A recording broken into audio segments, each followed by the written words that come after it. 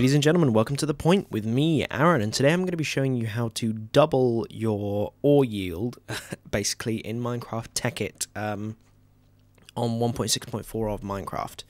I'm using the Svax Pure BD texture pack with a lot of add-ons to make all the different mods work. The link to the main pack and the pack's website is going to be in the description.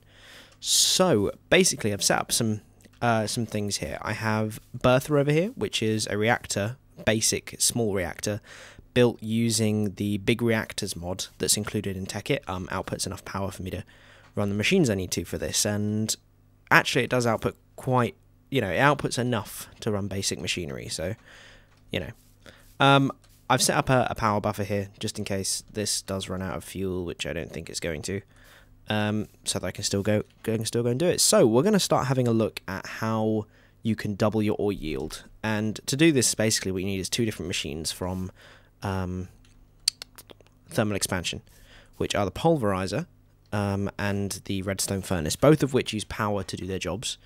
So yeah, but it's pretty simple. If you're going to use them just as standalone machines and sort of without a factory or any kind of automation, all you need to do is mine the ore you're looking for. I've just given myself stacks of the stuff down here. So iron ore, for example. If I take some iron ore, place them in the yellow socket, essentially, it'll take one of those ores and crush that down into two pulverized iron, or iron dust, however you really want to look at it. But yeah, it takes it down to two pulverized iron. Now, also, I've just got to wait for it to do it, when you're crushing ores in this, it can produce a byproduct in this yellow section down here.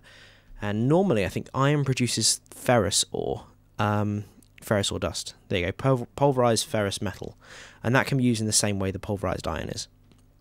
So now, if I take the pulverized iron and the ferrous metal out of here, leave that running, and I go over to the redstone furnace. As it said, the redstone furnace cooks the ore and outputs 1 ingot per dust. And basically, what you do is, as you get two pulverized iron for every iron ore you put into the pulverizer, you then put one of those into the furnace and it'll cook you an iron ingot, basically doubling your yield.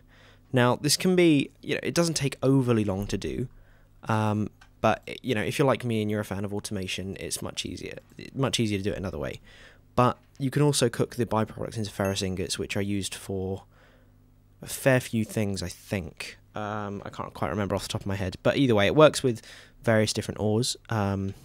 You can use it, all the standard Minecraft ores that need smelting, such as gold.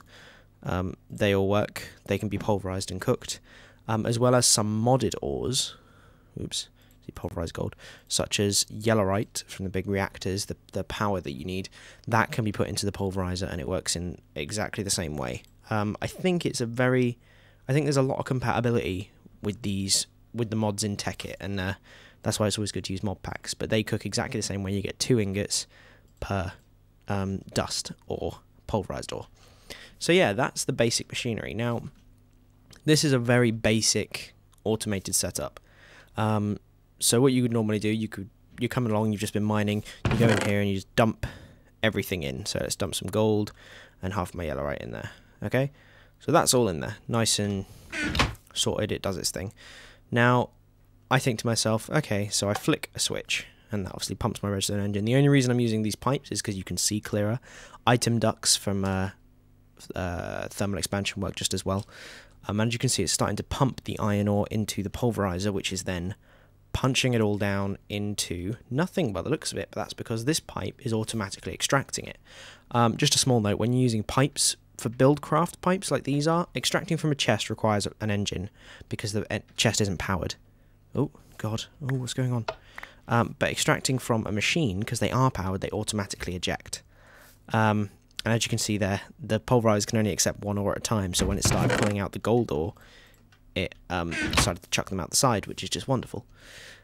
But those pulverized iron are then moving along the pipe into the redstone furnace, being cooked and sending out to this chest where everything is being collected.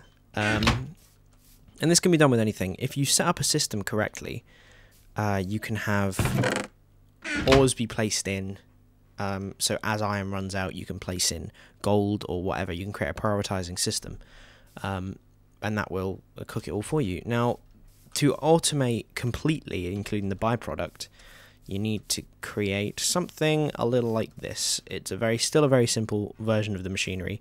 I've used an item duct here because for some reason in this particular block space the engine didn't want to turn on. Let's use yellowite. Okay. So if I flick this on, it'll start pulling the yellowite ore in. They start cooking. Now, it's important to remember that the byproducts don't always come out. I'm not sure what the percentage chance is, but it's not a guaranteed thing. And basically what this will do is exactly the same as the other one. It will cook the ore, pulverize the ore into dust, then the dust will go along and be cooked and sent out from the redstone furnace into the chests, so the chests contain both outputs. This works quite well if you use, what's it called? Applied Energistics. And actually, I think I may be able to show you how that's set up. Okay. So let's have a look at Applied Energistics. So I've just put a quick Applied Energistics system together to work with this. This is how I set up basically my entire storage because it's much easier than having chests around everywhere. So you set up an ME drive containing basically massive amounts of storage. Look at my Applied Energistics video when it comes up relatively soon so that you guys can see how this all works as well. But the idea is you create storage and it's all basically, imagine just completely digital. Now if I place let's place a few more. If I place several of each of the ores I've used so far in there, okay, along with, okay, that'll do. Right, basically what the ME cable up here does is goes to a precision export bus, which means I can determine what is exported into the pulverizer at any given point. This means there's no throw around, it will just export things as and when they come along. If I have it so it moves single items and is always active. You can control these all with redstone, which is quite cool. And I put in these three things. There you go, you can see the flashes. That is items being extracted into here. It will pick an item. I'm not sure how it does it. It could be based on item ID, but there we go. And it will output that item first, which will then be processed into dust or whatever, however it seems to go. And then it will go on to the next item until it's used all of the items that are defined in there that are stored within your storage. Okay, so the chest then keeps going. I haven't set out the inputs for this, the outputs for this. The squares on top in this configuration over here let you do that. Oops, let's go red and yellow down the bottom. Okay, so there you go. You can see it's doing it and it's sending those off to the furnaces. Now, this will still generate the other ferrous ores or whatever, but it sends the dust out to the furnaces then put it down to an interface box which sends it back into the network. So essentially what you have is you walk along, you go, oh, you know, I've got so much iron ore, place all your iron ore in there, and the system will automatically over time pull apart various different things. You do have an issue of not being able to have the furnace go quick enough, essentially. So what you get is what's happening now, where the gold pulverized ore is coming back at me, because this can pulverize much quicker. This can pulverize gold much quicker than this can cook yellorium. Sorry. So that's something to look at. It's, you know, it's a way to, you've got to do this so that it circulates round a bit. You could, for all intents and purposes, have a room filled with these machines that go into network exports to them, then they get imported back into the network. Then another room where the network pulls them out to the redstone furnaces and then put them back in again. All these things can happen. But yeah, this is probably the most efficient that I know of that I've used way to double your ore capacity and keep your storage nice and simple and have it all completely automated. So yeah, there you have it, guys. That is how you double your ores in Tekkit or with thermal expansion. Yeah, so there you go, guys. Like and subscribe if you like this video and you want to see more. Keep an eye out for my Applied Energistics basics and advanced walkthrough, along with Big Reactors, because Big Reactors are cool and they do help in a game where you need lots of power. So thank you, guys, and I will see you next time.